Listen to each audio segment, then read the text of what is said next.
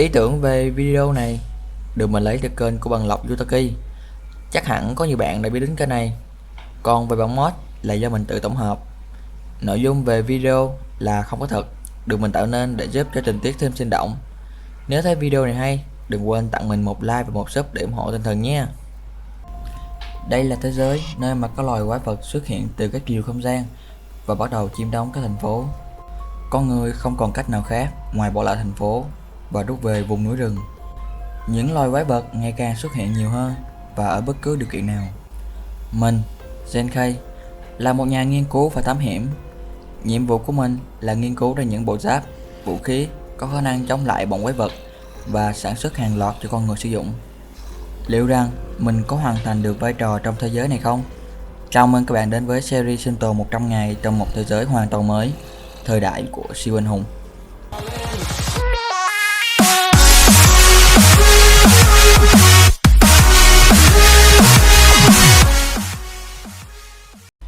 Và chúng ta bắt đầu với ngày đầu tiên. Không thể tin là họ chỉ cấp cho mình một căn nhà gỗ nhỏ xíu như thế này để nghiên cứu, nhưng mà đành chịu thôi. Bên trong căn nhà thì có sẵn một cái giường màu đỏ và một cái rương. Không thể tin được luôn á. Đây là cái mod mình thêm vào và mình may mắn spawn gần nó. Vậy là có chỗ để ngủ đêm nay rồi. Dù là một nhà nghiên cứu vĩ đại, nhưng mà bắt đầu vẫn là từ việc nguyên thủy nhất, lấy gỗ. Đây vốn là việc cơ bản nhất trong việc sinh tồn mà. Sau khi tạo xong một vài công cụ cơ bản thì mình phát hiện một vài công thức hiện đại, chẳng hạn như là cái bàn với ghế đá này, nhìn đúng hiện đại luôn. Dám cá là còn rất là nhiều công thức hiện đại khác luôn mà mình chưa biết, để từ từ tìm hiểu sau vậy. Nhìn mà xem, mình đã phát hiện con quái vật đầu tiên rồi này. Nhìn nó kinh dị phết nhờ.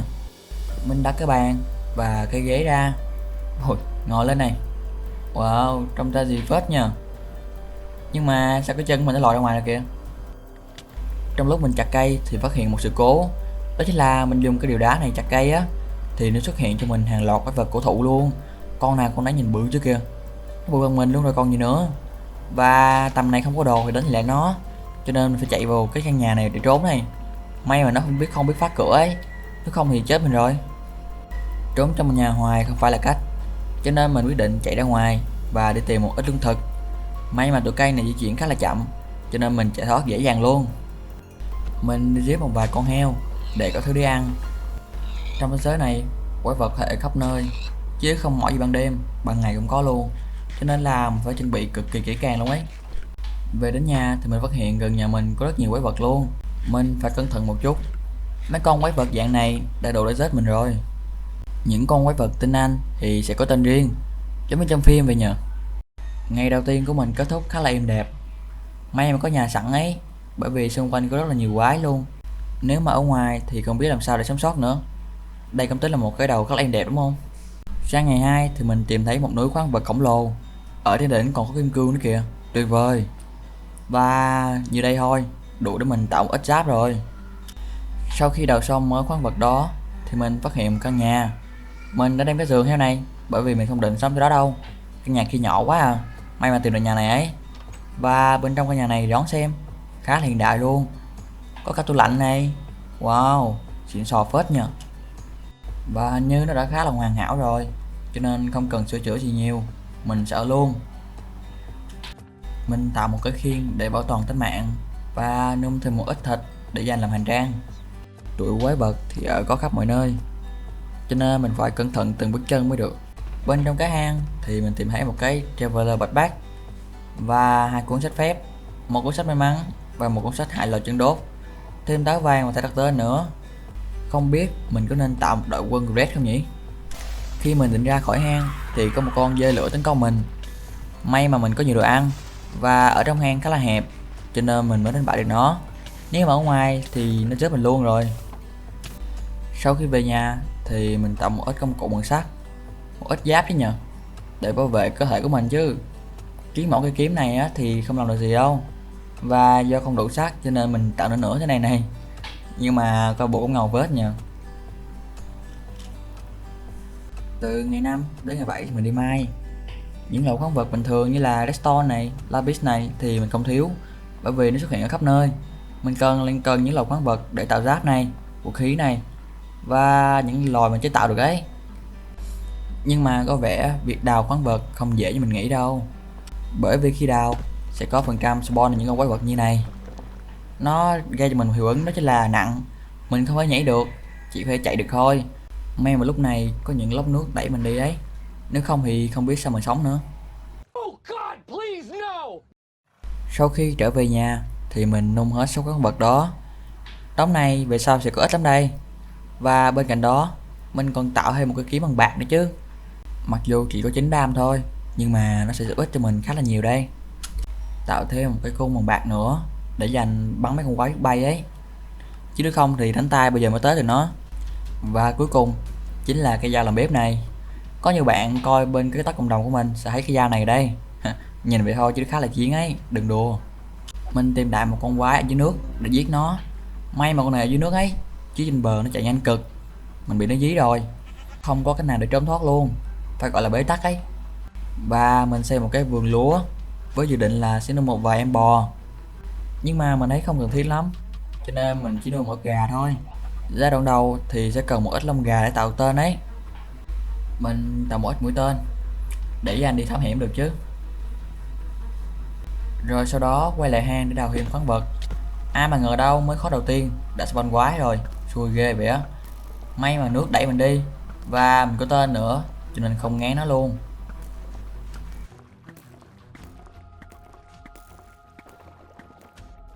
Rồi mình tìm thấy kim cương nữa. Mặc dù kim cương bên mod này không cần thiết, nhưng mà thôi cứ đào đi.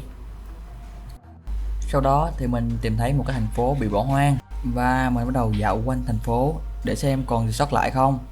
Nhìn mình cầm cây dao đi khắp thành phố, cứ như là 24 giờ là bắn cướp vậy đó.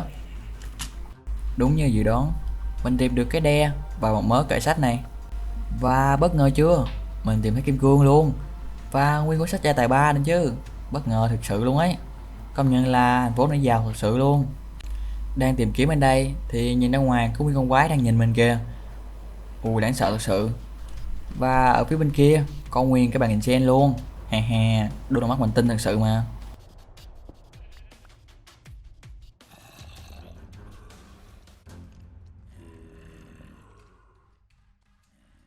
Và nhìn xem, đây là ban đêm ở thành phố này. Đầy những con quái vật luôn, spawn đầy đường. Nói chung là trên trời dưới đất ở đâu cũng có hết.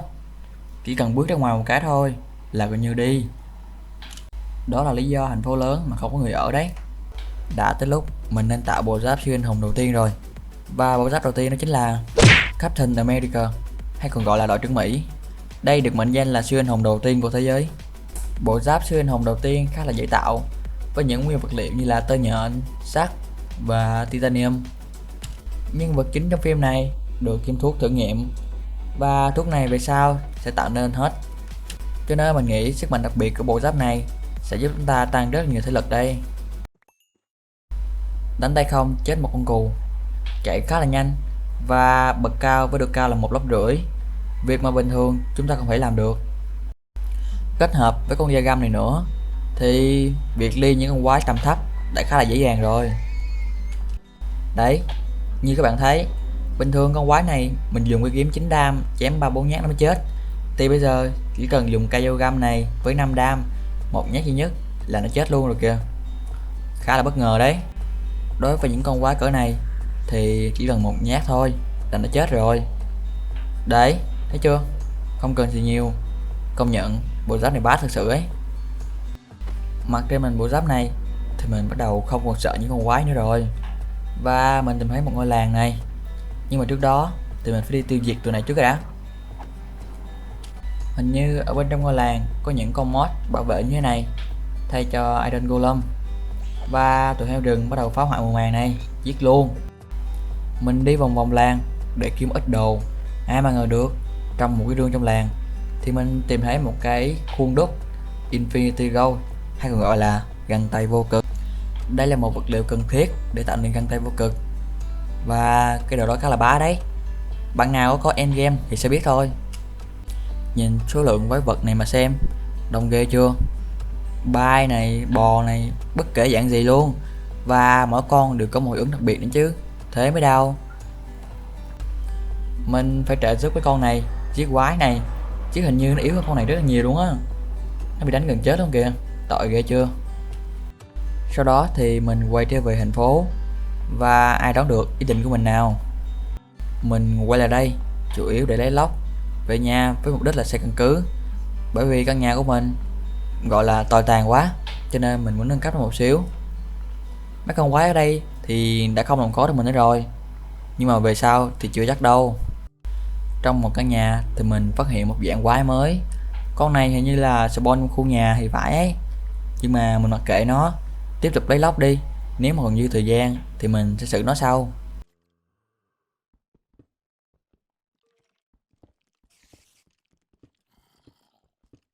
Trong thành phố thì có những địa điểm khá là thần bí, chẳng hạn như cái đường ray như này, nhìn nó xa tít luôn, không biết điểm cuối luôn ấy. Nhìn mà phát sợ, cỡ mà đang đi hẳn đường này mà có con gì nhảy ra thì chắc chiếc sao chạy được. Mình sẽ quay lại đây để thám hiểm sau. Mình đi dạo quanh khắp nơi mà con quái này vẫn còn ở đây này, và nhìn nó đi thấy ghê chưa kìa. Skill của nó hình như là bắn lửa thì phải. Bộ giáp này của mình thì không có kháng lửa, cho nên vẫn hơi sợ một xíu. Và nhìn kìa, ui trời, ủa, ai mà ngờ đâu, mình đánh mới có 3 phát thôi là nó chết queo luôn kìa. Có vẻ như là bộ giáp này của mình quá mạnh rồi, cho nên là không còn sợ mấy con quái nữa. Mặc dù có cái kia đặc biệt thì cũng vậy thôi. Mình đi vòng vòng thành phố lần nữa để kiếm thêm ít vật phẩm, cũng như là giết thêm quái để nhận vật phẩm rất là từ chúng. Mấy cái đó về sau sẽ có ích lắm đấy. Mình lại tìm thấy một loại quái mới này, nhưng mà mình thề luôn, chắc chắn đam của nó cao hơn nhện rồi. Nhìn nó đáng sợ thế mà sao giống con nhện bình thường được. Và con quái tinh anh á thì mình phát hiện là máu của nó nhiều hơn con quái bình thường một xíu. Còn lại thì nó cũng giống con quái bình thường thôi, chỉ khác về màu sắc. Cuối cùng thì đội trưởng cũng được về nhà rồi. Xa nhà là quá nhớ muốn chết luôn. Về đến nhà là mình bắt đầu xây dựng liền một cái căn cứ cho riêng mình. Cái này mình nghĩ là sẽ rất hiện đại đây. Mình từng nói với một người bạn là căn nhà nào mình đụng vô là từ cái nhà nó thành cái chuồng luôn. Nhưng mà xem ra cái chuồng này khá là đẹp nhờ. Trông cũng một ổn áp phết đấy, không đùa đâu. Để xịn sò liền. Không ngờ là mình xây được như thế này luôn ấy, bất ngờ ghê. Và bộ giáp siêu anh hùng thứ hai mà mình tạo, nhìn thì các bạn cũng biết là gì rồi đúng không?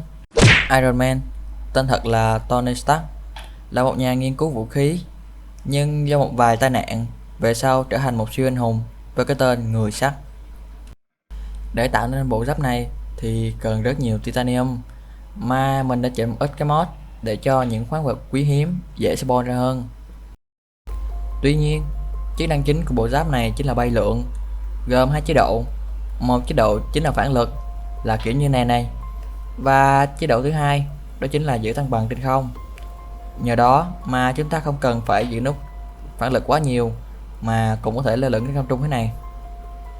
Nhờ vào bộ giáp này mà mình nghĩ việc thám hiểm và tìm kiếm của chúng ta sẽ ngày càng dễ dàng hơn và cũng nhanh hơn nữa. Tiếp đến thì mình tạo một cái cúp kim cương. Mình sử dụng cái cúp này đào những khoáng vật mà chỉ cúp kim cương mới đào được, và những khoáng vật đó để dành tạo những bộ giáp xuyên hồn tiếp theo. Khoáng vật đầu tiên chính là Vidanium. Mình không biết đọc đúng tên không nữa, nhưng mà loại khoáng vật này ở những mod khác thì phải qua vùng đất của Wakanda mới có được. Nhưng mà do mình ghép rất là nhiều mod vào, cộng thêm chỉnh sửa, cho nên là nó có thể xuất hiện ở những tầng hầm như thế này luôn, rất là dễ dàng cho việc tìm kiếm của chúng ta. Quay trở lại mặt đất thì mình bắt đầu enchant đồ, và mình enchant bộ giáp Captain America. Do là nó không có hiệu đặc biệt gì ngoài nhảy cao, hồi phục và thêm một ít chạy nhanh nữa, cho nên là mình cần thêm ít hiệu ứng bảo vệ khiến cho bộ giáp thêm trâu hơn. Mình cũng thử enchant cả bộ giáp Iron Man nữa, nhưng mà có vẻ không được rồi. Và nhìn vậy thôi, trước khi mặc lên người thì nó sẽ ra nguyên bộ giáp ấy, xịn sò cực kỳ luôn. Cuối cùng là do vấn đề kinh nghiệm, cho nên mình sẽ hóa thân thành một kẻ tàn sát, đi giết những con quái xung quanh nhà để lấy thêm kinh nghiệm để enchant đồ. Chứ level 21 thì enchant cái nổi gì. Như này, lượng quái gần nhà mình coi bộ khủng khiếp thật sự luôn ấy. Cuối cùng thì mình cũng biết là thiếu gì rồi. Captain America mà không có khiên thì đánh đám cái nổi gì chứ. Và đã tới lúc mình tạo khiên như Captain rồi. Xem này, như thế này mới chuẩn bài chứ. như mình y như cái thần cấp thành ngoài đời luôn kìa, xịn dễ sợ luôn á. Và biết gì không, cái khiên này tận 9 đam đấy nha. Nó còn mạnh hơn cả cái dao làm bếp của mình tận 4 đam cơ. Kỳ này là no đòn mấy con quái với mình rồi. Vừa thủ được, vừa công được. Đúng là giống bộ giáp Captain America ngoài đời luôn. Nhưng mà chỉ có điều nó không ném được thôi. Ném được nữa là tuyệt vời luôn ấy. Mình hạn chế qua những cảnh buổi tối, bởi vì buổi tối tụi quái Airborne ra khá nhiều, khiến máy mình lắc, cho nên là mình cắt hết những cúp lắc ra rồi. Dù vậy thì ban đêm vẫn khá là đẹp đúng không? Cộng thêm cái nhạc của mình nữa, nhìn khá là tuyệt vời luôn. Và sau đó là quá trình enchant đồ. Mình enchant nguyên bộ giáp luôn, bởi vì bây giờ là cấp 30 rồi mà, đã đủ để enchant rồi. May mà enchant cái giáp này đã bảo vệ nhiều ấy, cho nên là sau này sẽ đỡ ngém không quá nhiều hơn. Mình ghép thêm cho đôi giày cái hiệu ứng rớt từ đỉnh cao 3 nữa. Mình tìm thấy trong hang động.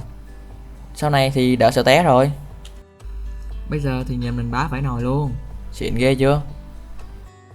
Bây giờ thì mình phát hiện là cái kiếm này nó ra bằng mình luôn.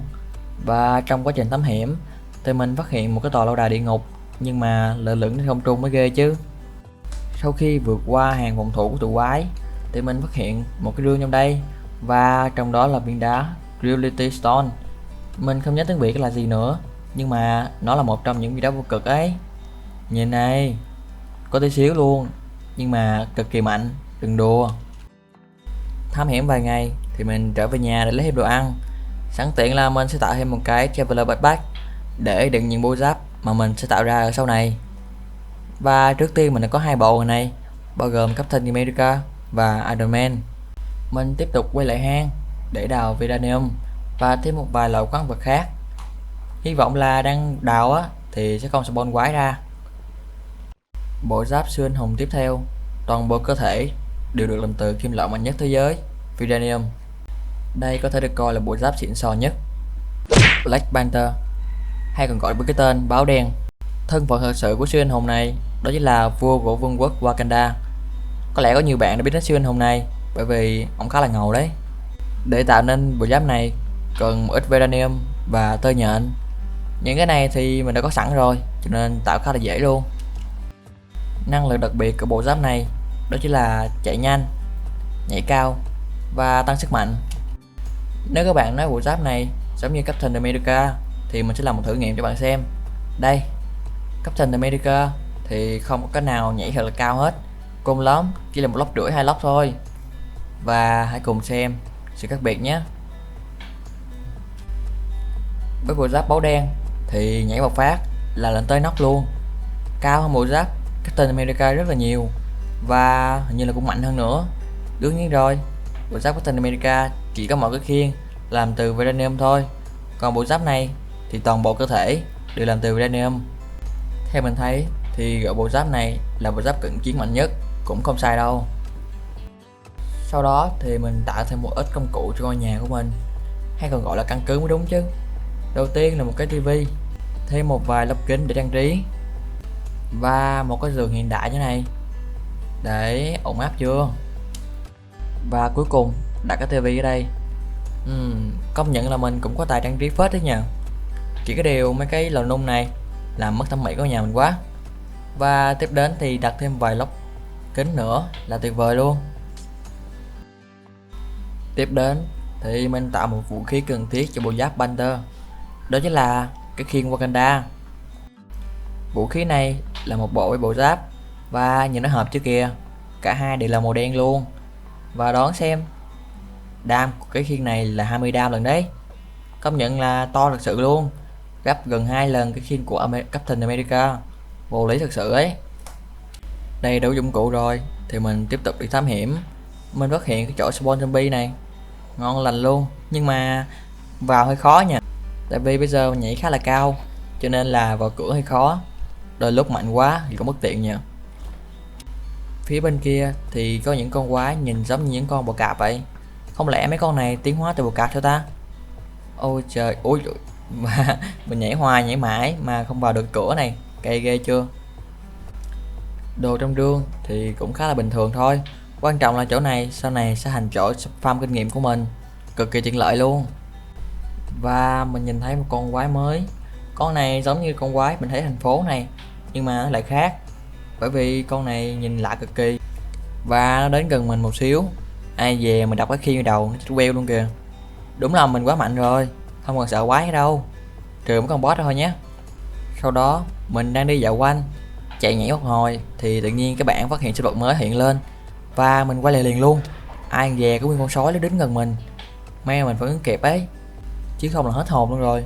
Tại vì con sói cắn không đau mấy, chỉ khoảng nửa tim hà, mà con đó phải sói không nhở, nhìn ghê thật sự luôn ấy. Và sẵn tiện thì mình quay lại làng một xíu để coi coi bên đây có quái gì không, mình lia luôn một thể cho gọn. Nhưng mà hình như bên đây được mấy con kia bảo vệ, cho nên là không nhiều quái mấy. Mình đi vòng vòng coi có máy móc gì không. Sau đó thì mình về nhà và xem một loại công trình mới. Các bạn sẽ bất ngờ với cái máy này đấy. Nhìn này, trong thì là chỗ để giáp bình thường thôi đúng không? Nhưng mà không đâu.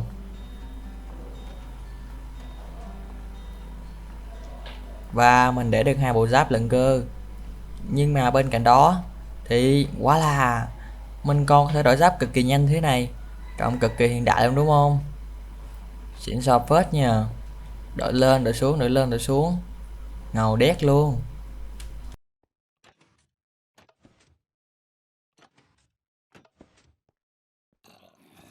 Mình dành vài ngày sau đó để farm kinh nghiệm ở chỗ spawn zombie, và mình xây hẳn 4 chỗ farm luôn. Đấy, xong chỗ này thì chạy qua chỗ kia, xong chỗ kia thì chạy qua chỗ tiếp theo. Với tốc độ này thì 2 ngày trời á mình sẽ farm được khá là nhiều kinh nghiệm luôn.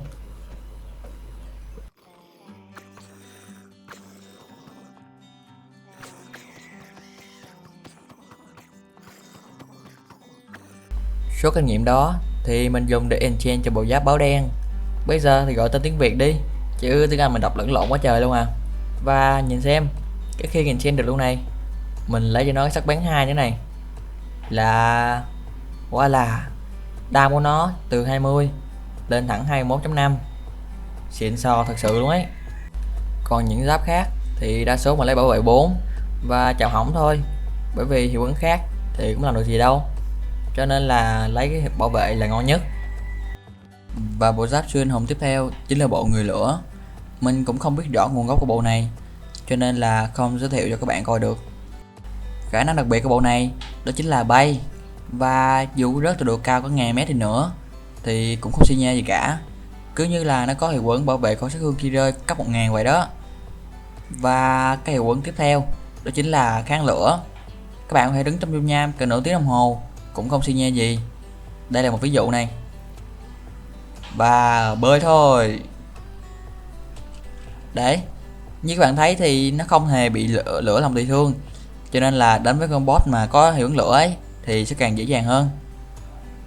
Có ưu điểm thì cũng có khuyết điểm.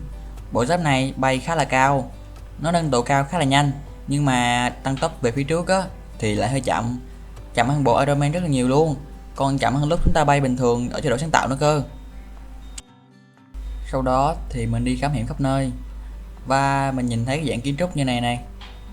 Đó là dạng kiến trúc mới mà mình chưa thấy bao giờ ấy, kiểu như nó là một ngôi đền đấy các bạn. Bề ngoài khá xịn sò, nhưng mà bên trong là chẳng có gì cả, đến một cái rương còn không có luôn, đèn thế nhờ. Và mình đã có một cuộc chiến trên không với bọn quái vật. Trong lúc mình đang bay á thì tụi này chặn đường mình lại này, kiểu như cúp cạn đó các bạn. Và nó có hiệu ứng đó chính là mình bay lơ lửng lên trời, nhưng mà mình biết bay sẵn rồi mà, đúng là skill vô dụng dễ sợ. Phải công nhận là vừa bay vừa bắn cung thế này hơi khó, nhưng mà mặc bộ giáp này á thì né skill dễ hơn bộ giáp Iron Man, tại vì nó bay lên bay xuống cao rất là nhanh luôn, cho nên là diệt tụi nó cũng khá là dễ. Đấy, một con đi được kìa.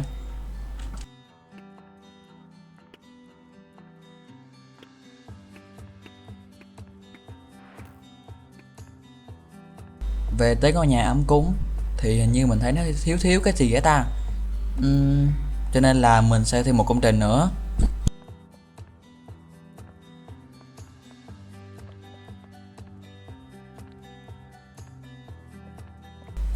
Và đúng vậy đấy, mình xây một cái nhà vệ sinh. Đấy, bây giờ thì nó cực kỳ giống một căn nhà hiện đại luôn rồi này. Wow, công nhận là mình cũng có tài xây dựng phết đấy nhờ.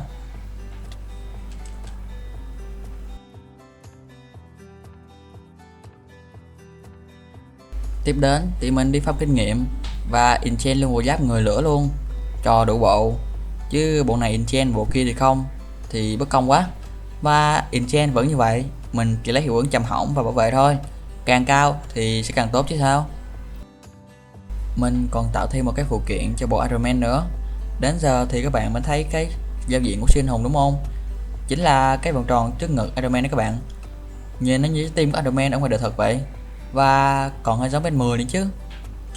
Mình bỏ ra từ 4 đến 5 ngày để đào thêm khoáng vật bên dưới cái hang này. Ôi trời, tại vì mình tạo giáp siêu anh hùng nhiều quá, đến giờ thì nó gần hết khoáng vật của mình luôn rồi. Và mình dự định kỳ này sẽ đào thật là nhiều, để những cuối cùng á mình sẽ tạo thêm một vài bộ giáp nữa. Bộ giáp siêu anh hùng tiếp theo mà mình tạo á chính là Red Bull. Mình không biết tên tiếng Việt của nó là gì, nhưng mà chắc có nhiều người coi phim này đúng không? Và khỏi phải nói về năng lực của bộ giáp này, cực kỳ bá đạo luôn. Nhưng mà theo mình thấy á thì nó vẫn yếu hơn bộ báo đen, tại vì bộ này đơn giản là có thêm hiệu ứng hồi phục thật là nhanh thôi, hình như là hồi phục 3 thì phải, cho nên là lượng máu sẽ hồi nhanh hơn bình thường, còn lại thì vẫn như cũ thôi à. Chạy ra ngoài dẫn chơi để mấy con quái đánh làm gần chết luôn này, đúng là không nên đùa với lửa mà. Mình không biết nó hồi nhanh hơn không nữa, nhưng mà mình thấy nó vẫn vậy ta, ngộ nhờ.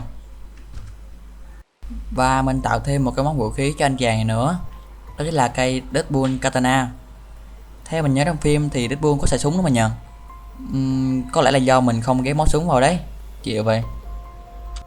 Tiếp tục chuyến hành trình thám hiểm. Có vẻ series này mình thám hiểm ít hơn những series khác rồi đấy, mà mình vẫn thấy rất là nhiều luôn. Và mỗi lần thám hiểm mình đều xài bộ giáp bó đen cùng với bộ giáp người lửa, tại vì hai bộ này rất là tiện lợi. Mình vô tình tìm thấy một con thuyền đắm và nó ở trên bờ, cho nên là mình lấy rương được. Tại vì series này mình không xuống địa ngục, cho nên là không có thuốc đâu, cho nên gặp con thuyền này là mình mừng hết cỡ luôn. Mình mặc bộ giáp Iron Man vào và bay ra. Mình tìm thấy một cái milestone, lại là một viên đá vô cực nữa, cùng rất là nhiều kim cương và sắt luôn. Nhưng mà ở series này mình lại không xài kim cương quá nhiều, cho nên là đem về thì cũng phí. Ở dưới biển thì càng có nhiều những loài quái vật mới mà mình không biết. Series này lại có một cái hối hận, đó chính là không xuống biển.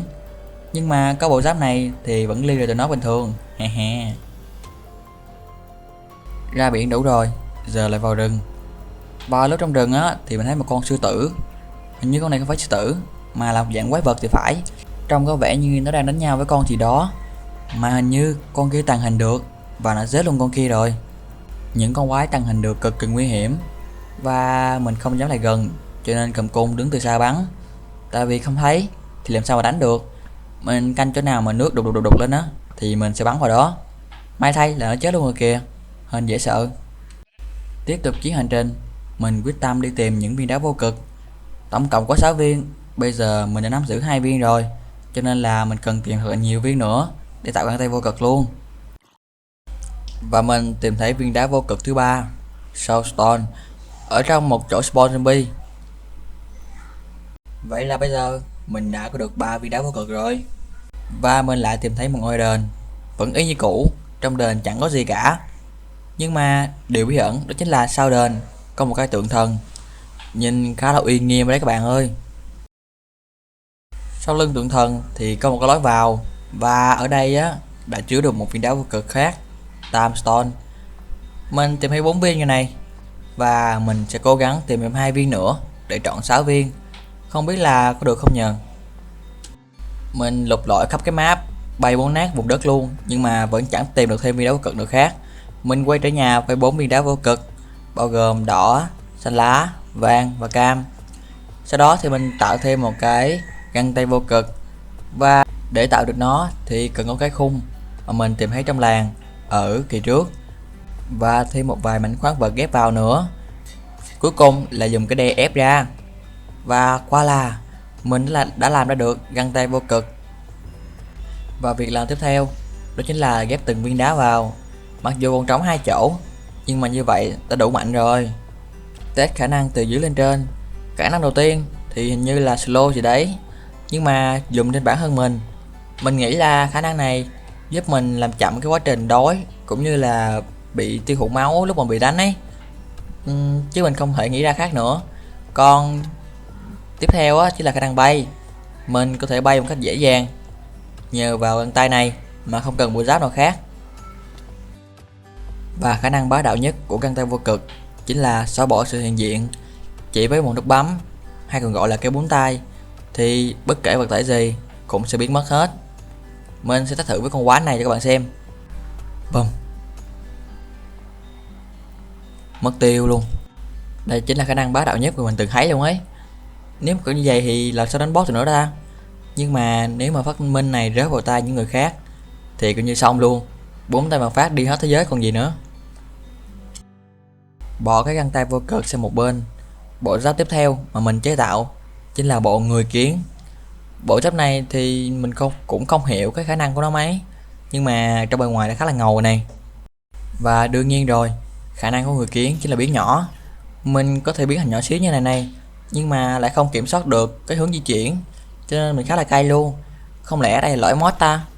Nó chỉ chạy về hướng trước ra, và đồng thời lúc mình bấm thu nhỏ thì nó cũng tự chạy luôn. Lúc ở trạng thái nhỏ thì mình không thể vượt qua những cái lốc, khá là bất lợi cho đó. Chạy thì khá là nhanh, và khi dạng nhỏ thì sức mạnh của mình cũng không bị giảm luôn, khá là tuyệt vời chứ. Và mình lại tiếp tục nghịch cái viên đá vô cực, và lần này mình đã phát hiện thêm một khả năng của nó nữa.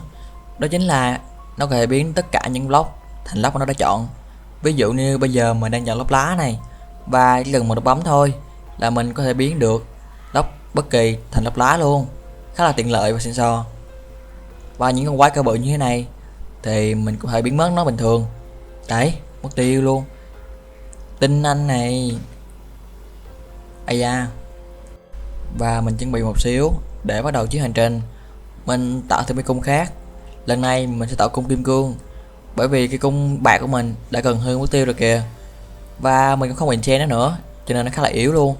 Tiếp theo thì mình sẽ lấy một ít thịt từ cái tủ lạnh của mình, coi bộ hữu dụng phết nhờ. Và rồi mình bắt đầu quay lại thành phố. Lần này sẽ là lần cuối cùng mình trở lại thành phố, bởi vì gần tới ngày 100 rồi mà. Lần này mình sẽ liên hết những con quái trong thành phố này, hy vọng là nó không spawn nữa. Và sẵn tiện thì mình thám hiểm cái đường hầm mình đã nói lần trước luôn. Công nhận đường hầm này dài dễ sợ luôn á, đi mãi mà không thấy cuối cùng. Vậy cái thành phố này quá lớn với mình sao ta? Và tiếp đến là chuẩn bị một cuộc chiến. Ở đây tụi quái spawn nhiều kinh khủng luôn, đầy những loại quái khác nhau. May mà mình có khả năng bay ấy. Bắn hoài tụi nó lâu chết quá, cho nên mình dùng găng tay vô cực xóa tụi nó đi luôn, nhanh gọn lẹ.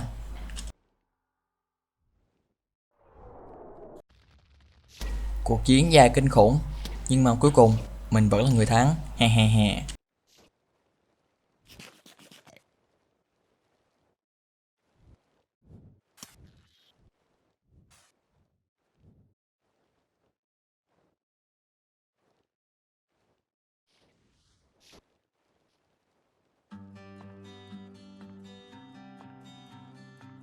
Và mình tìm thấy những con quái như này, tụi nó cao thật sự luôn ấy, và nhìn còn lạ nữa, trông như tụi ngoài hành tinh vậy, nhìn đáng sợ cực kỳ luôn.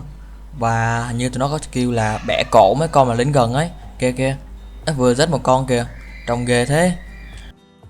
Và kỳ này là một cuộc đại chiến dưới mưa, gần nó còn spawn thêm vài con quái khác nữa kìa, khó chịu thật sự luôn ấy. Mình đã giết được 2 con rồi, chỉ còn mỗi con này thôi. Ui trời, wow, cuối cùng cũng xong. Và có lẽ quái khu này cũng gần như là bị tiêu diệt hết trơn rồi đấy, nhờ với găng tay này, chứ mà mình bắn cung á thì còn lâu nó mới chết hết. Sau khi về nhà thì mình quyết định tạo lại bộ giáp Iron Man. Lần này là gõ một cái mod khác, nhưng mà cũng là Iron Man đúng không? Chỉ có điều bộ giáp này nhìn xịn sò hơn khi mặc kìa, nó có cả phần định vị ở phần phía phải kìa, nhìn ngầu thật sự luôn ấy. Nó có khả năng bay và bắn tia laser từ tay nữa. Mình đoán chừng là tia laser này khoảng chừng 3-4 đam gì đấy, cũng không nhiều, nhưng mà được cái bắn được hoài, xịn sò luôn. Nó bằng cái cung rồi, chỉ cái điều là bắn chuẩn xác hơn. Và cái độ bay của cái này á thì nhanh hơn bình thường rất nhiều luôn, mình cảm thấy vậy. Đó, xịn sò liền. Và mình có thể cởi mũ như này luôn này, xịn sò chưa? Chưa kể là ở trong trạng thái lơ lửng ấy thì nó sẽ chập chờn lên, chập chờn xuống, nhìn như đang lơ lửng giữa không trung thật sự vậy. Và thêm bộ giáp cuối cùng nữa nào. Đây chính là bộ Batman, hay còn gọi là người dơi. Theo mình nghĩ thì bộ này khá là yếu, bởi vì nó không có khả năng gì đặc biệt cả. Ngoại trừ cái bỏ mũ này và cánh dơi, thì cánh dơi nó chỉ hay lượn vậy thôi, chứ không bay lên cao được. Khá là giống cái cánh của Minecraft sinh tồn ấy. Ở ngày 99 thì mình tìm thấy một con quái cực kỳ to luôn. Và hình như con này là con boss ấy. Nhưng mà nó mới ở giai đoạn 1 à. Nhìn kìa, phase 1. Cho nên là mình nghĩ mình có thể đánh được nó đấy. Nếu mà đánh không lại thì mình sẽ dùng bàn tay vô cực thôi, dễ mà. Theo mình thấy trên YouTube thì con này có khả năng là hút người lại gần, sau đó thì giết luôn người đó luôn. Cho nên là mình cần tạo những block như thế này để tránh nó kéo mình lại gần. Ui, kinh dị ghê chưa. Ở tầm xa này thì cung mình bắn chưa tới, khá là đen luôn. Cho nên là bắt buộc phải lại gần một xíu. À về đâu, vừa lại gần một xíu thì nó kéo mình lại rồi này. Oh no, may mình bay lên cao kịp ấy, chứ không là đi rồi. Sau đó mình núp trong rừng và cho nó một vài mũi tên. Nhưng mà có vẻ là không thấm vào đâu cả, tại vì hình như mỗi lần chỉ trừ 0.1 máu thôi, không thấy cái sự khác biệt gì luôn á. Cho nên mình chỉ còn cách lại gần và sử dụng bàn tay vô cực thôi. Nhưng mà cái này hơi mạo hiểm một xíu, tại vì mình phải bấm trước nó. Wow, may mắn thật, cuối cùng thì mình đánh trước nó rồi. Nếu mà đánh sau nó thì nó vả một phát là mình đi luôn á. Còn những con quái sai sai kiểu này thì xử lý rất là dễ thôi.